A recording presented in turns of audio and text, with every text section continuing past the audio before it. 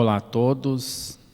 Então vamos iniciar o nosso trabalho de difusão doutrinária.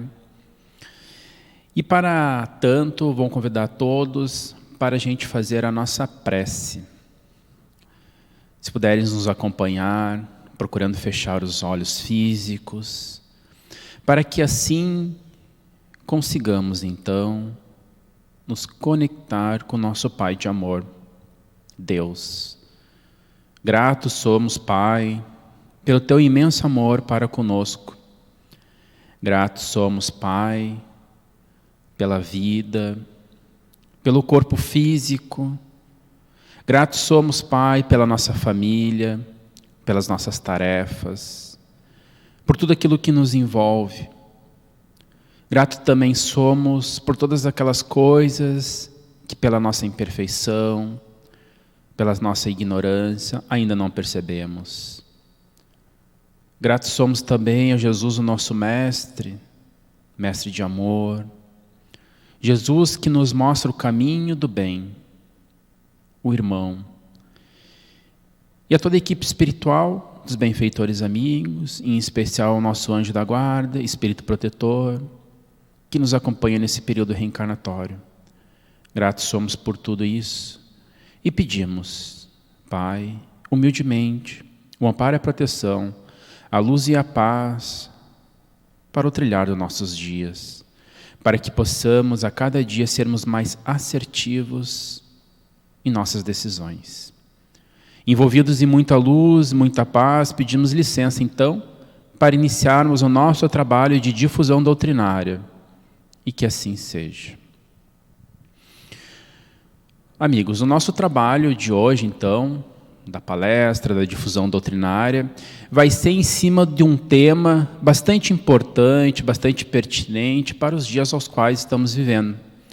O tema, então, titulado é A Busca da Serenidade. Talvez, muitos de nós, talvez, seja o que nós estamos procurando na nossa lida diária. Conta-se uma história em que um artesão, após fazer o seu trabalho de uma forma muito excelente, com excelência, aquele a qual ele entregou o seu trabalho, por perceber que esse trabalho ele foi um trabalho que superou as suas expectativas, então ele deu para esse artesão 2 quadros pintados por ele mesmo. E o artesão, que era muito grato ao seu avô, em que ele sabia e entendia que o seu avô era uma pessoa muito sábia, que ia ensinar-lhe muitos conhecimentos ao decorrer de sua vida, para auxiliar nas suas tomadas de decisões. Então ele também quis fazer um agrado para o seu avô e quis presentear esses mesmos quadros para o seu avô.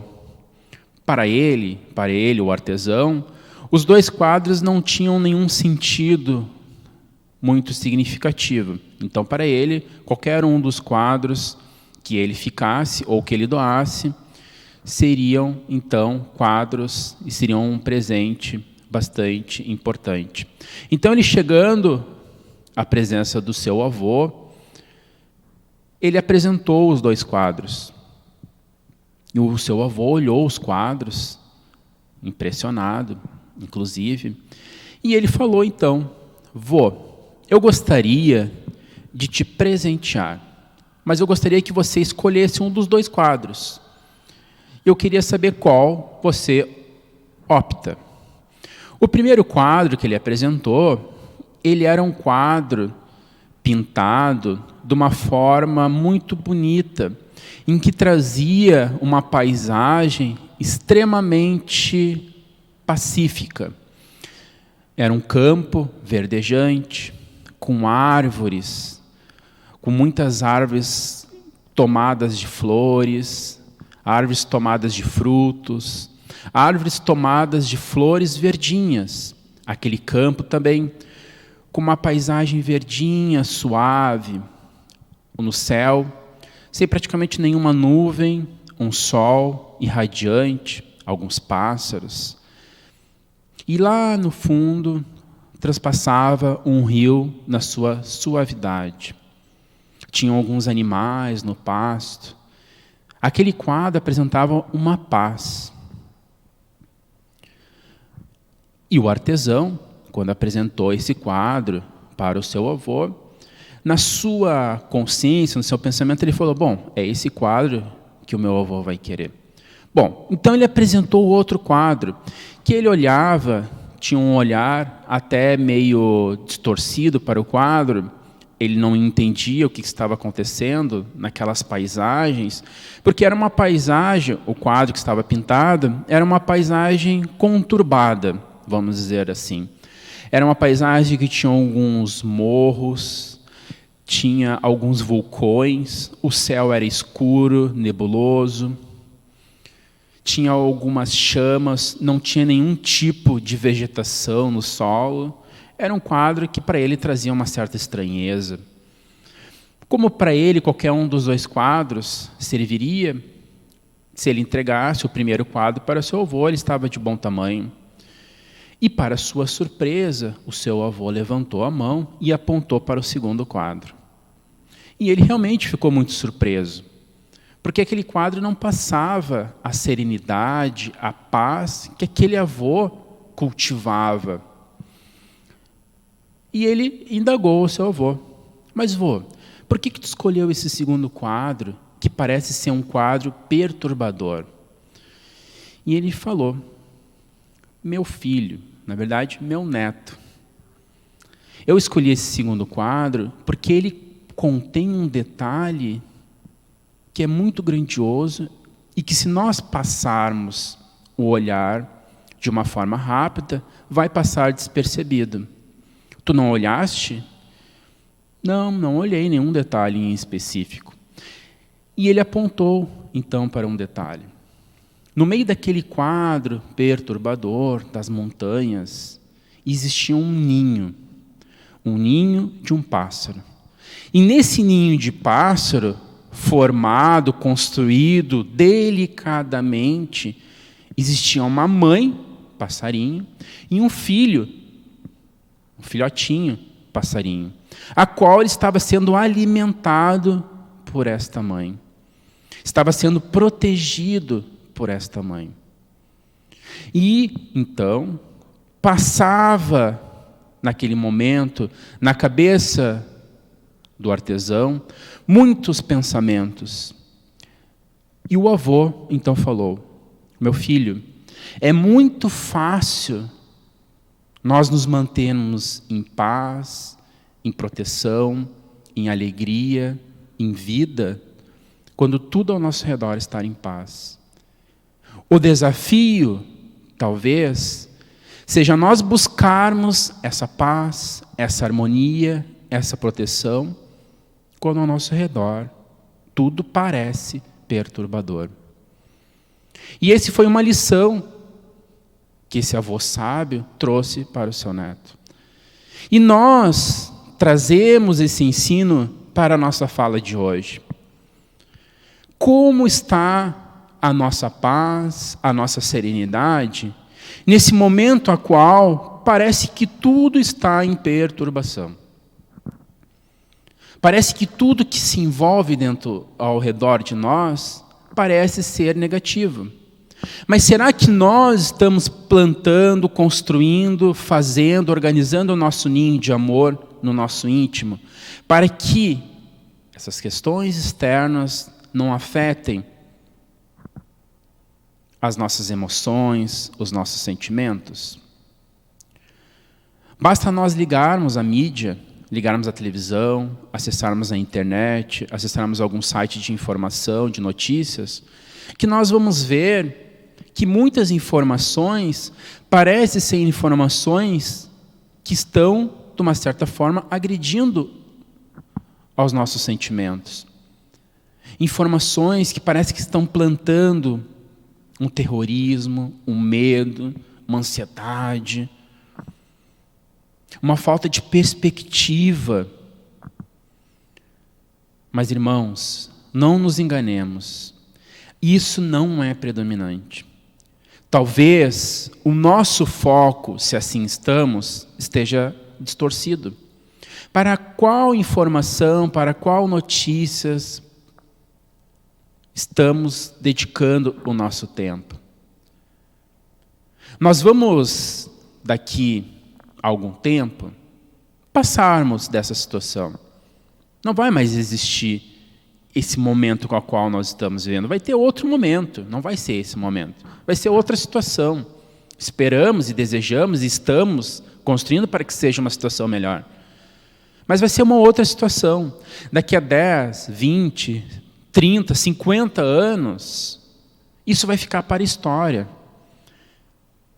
E lá, daqui a 20 anos, daqui a 30 anos, daqui a 50 anos, o que vai ficar na história? Vai ficar na história essas informações que nós citamos anteriormente? Vão ficar registrado essas informações relativas a essas situações que nós citamos, ao medo, às angústias, à ansiedade? Será que são essas informações que vão ficar?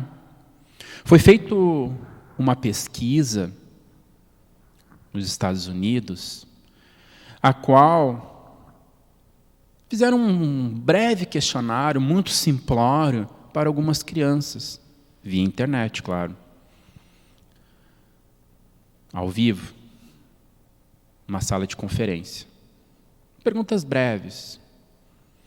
E uma das perguntas que foi feita foi para elas, crianças de idade escolar, aproximadamente entre 7 e 10 anos de idade, e foi perguntado para essas crianças o que para elas estava sendo mais destacado, mais importante nesse momento. E a resposta delas, da grande maioria, foi estar em convivência constante com os pais. Estar brincando com os pais. Estar vivendo com os pais algumas atividades que até então não viviam. Que os pais estão aí ensinando as matérias da escola, que os pais estão brincando, que os pais estão cozinhando junto, que estão jantando, almoçando mais em família. Que os pais estão rindo junto, estão brigando junto. Mas estão passando momentos juntos. Se a gente pegar essas crianças que responderam essas questões e formos perguntar para elas daqui a 20 anos, 30, 50 anos, o que ficou registrado desse 2020, talvez muitas dessas crianças vão falar, a minha lembrança é a lembrança do convívio com os pais. É a lembrança do convívio em família. É a lembrança do convívio com aquele que me trouxe ao mundo e me deu essa oportunidade. Irmãos, o convite talvez seja esse, que o nosso momento seja oportunizarmos-nos a essa convivência, a utilizarmos esse momento para enriquecer a nossa trajetória, para que a nossa lembrança enquanto espírito imortal seja uma lembrança saudável, para que nós possamos construir o nosso amanhã com sentimentos benfazejos. Mas como nós vamos fazer isso?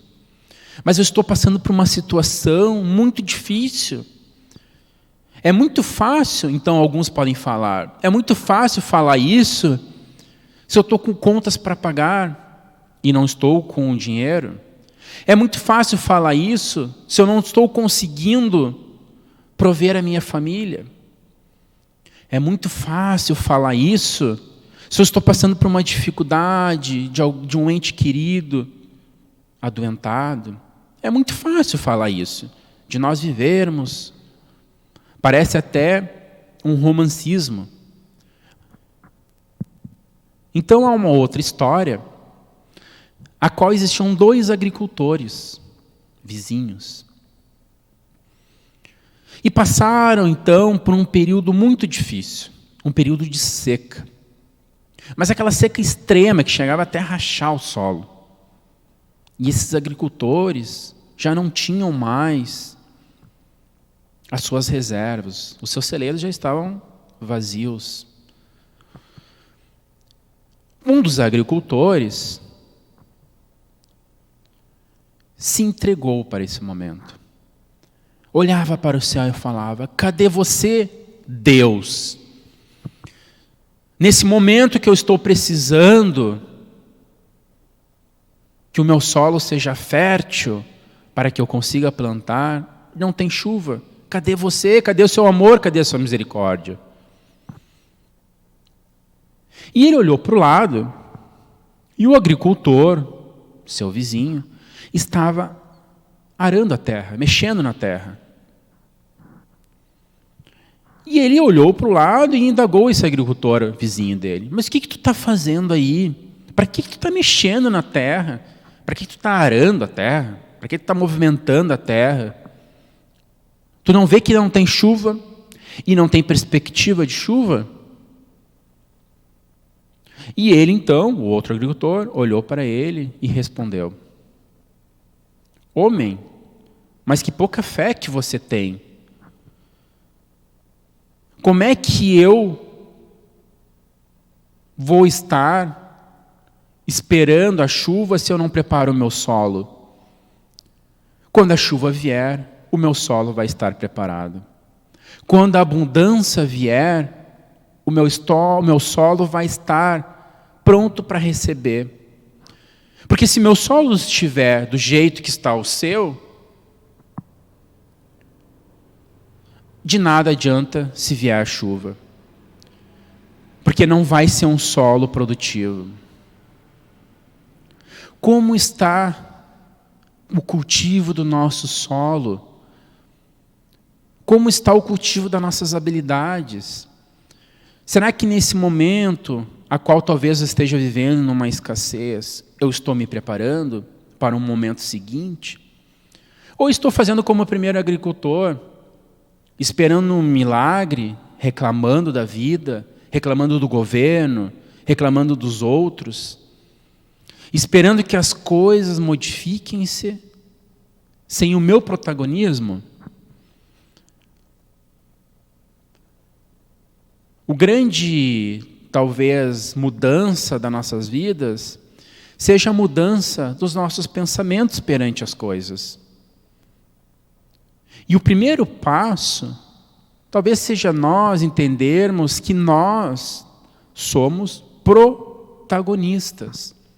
O que é protagonista? Protagonista é aquele que está à frente, que está movimentando, aquele que está ativo, aquele que está fazendo acontecer. E não passivo. E não de uma forma a qual me deixe engessado. Então, o protagonista da nossa vida, quem é? Quem é o protagonista da nossa vida? Será que eu estou conseguindo tomar a rédea da situação? Será que eu estou conseguindo relativamente ter algum controle da minha vida? Ou será que eu estou entregando tudo para o acaso? Porque Deus, na sua bondade e misericórdia, não é o acaso. Mas Deus espera um movimento nosso para que Ele possa agir. Lembramos do afresco na Capela Sistina, pintado por Michelangelo. A Capela Sistina, talvez, seja um dos monumentos mais bonitos feitos pela humanidade. Pelo menos dentro dela, pelas suas pinturas. Encontra-se no Vaticano. E na Capela Sistina existem diversos afrescos, pinturas. E Michelangelo fez uma pintura lindíssima, que todos nós, ou muitos de nós, provavelmente já vimos por imagens, por fotos, que é aquela imagem de Deus criando o homem, o ser humano.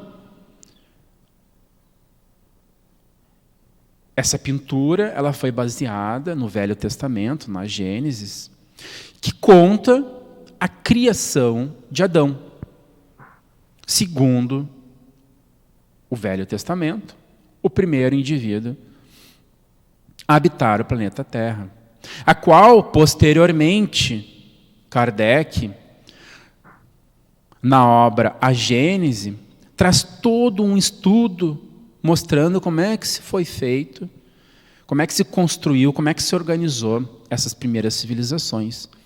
A obra A Gênese, de Allan Kardec.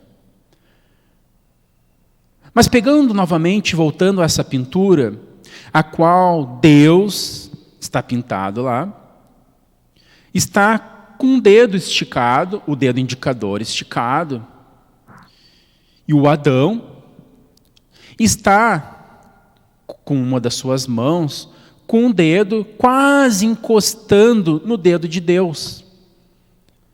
Se muitos forem buscar na internet para pesquisar, vão observar que o dedo de Adão, ele não está esticado, o dedo indicador. Ele não está estendido. O dedo de Adão, ele está um pouco flexionado, um pouco dobrado. Mas o dedo de Deus está totalmente esticado, quase encostando no dedo de Adão. E isso não foi por acaso feito. Segundo a história, significado que essa pintura traz é que Deus está pronto, apto para nos auxiliar. Mas o nosso dedo, o esticar o nosso dedo para encostar no dedo de Deus, depende da gente. O meu dedo pode ficar dobrado por muito tempo. Isso significa que eu posso ficar na mesma posição por muito tempo. Eu posso ficar sofrendo, eu posso ficar reclamando da vida, eu posso ficar acomodado. Ou eu posso esticar o meu dedo, encostar no dedo de Deus e mudar a minha vida. Mas para isso, eu preciso me esforçar. Eu preciso de um esforço ativo. Eu não posso que ninguém chegue lá e empurre meu dedo. Eu tenho que esticar o meu dedo para encostar no dedo de Deus e mudar a minha vida. Isso é uma analogia, é uma figura que Michelangelo trouxe, baseada no nosso livre-arbítrio, na nossa vontade, nas nossas ações, naquilo que nós precisamos de tomar decisões. Então, Emmanuel, no livro Fonte Viva, psicografado por Francisco Cândido Xavier, no capítulo 30, intitulado Educa, Emmanuel escreve o seguinte: Deus está em nós, quanto estamos em Deus. Deus está em nós, mas quanto nós estamos em Deus. Quanto, Emmanuel fala em quantidade, em volume, em intensidade. Quanto nós estamos nos entregando para esse Pai de amor. Quanto mais nós nos entregarmos para esse Deus de amor, de bondade, de justiça, mais esse Deus estará em nós. Quanto menos eu me entregar, menos Ele estará em nós. Irmãos, e como é sereno, como é pacífico, como é consolador nós sabermos que não estamos sozinhos.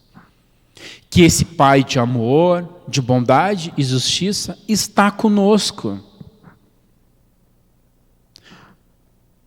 Como buscar a serenidade nesses momentos?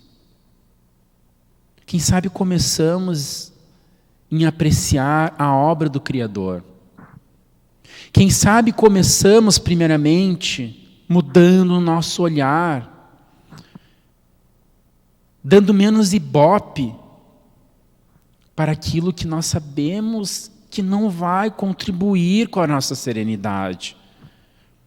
Quem sabe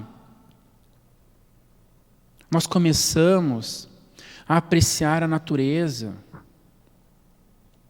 Quem sabe nós começamos a apreciar aos pássaros, a árvore, ao céu, a lua, as estrelas. Quem sabe a gente começa agradecendo pela nossa vida. Quem sabe nós começamos a agradecer pela oportunidade que esse Pai de amor está nos dando nesse período, para que nós consigamos construir um período de paz juntos. Amigos, quanto mais nós pensarmos em paz, quanto mais nós sentirmos paz, quanto mais nós agirmos em paz, intimamente, mais a humanidade estará em paz. Porque a humanidade é o conjunto dos seres humanos. Comecemos em nós. Se nós queremos mais paz no mundo, sejamos mais paz no mundo. Gratos somos, Pai, pelo Teu amor. Gratos somos, Pai, pela Tua bondade, pela Tua justiça para conosco. Gratos somos, Pai, por tudo que Tu nos ofereces. Que possamos construir o amanhã melhor, que possamos construir o futuro na paz. Que possamos olhar para o lado e estender a mão para o irmão. Que possamos contribuir com a paz da humanidade. Que possamos pensar, sentir e agir com mais amor. Que possamos pensar, sentir, agir com mais amor. Que possamos pensar, sentir e agir com mais amor. Muita luz e muita paz no coração de todos. Que assim seja.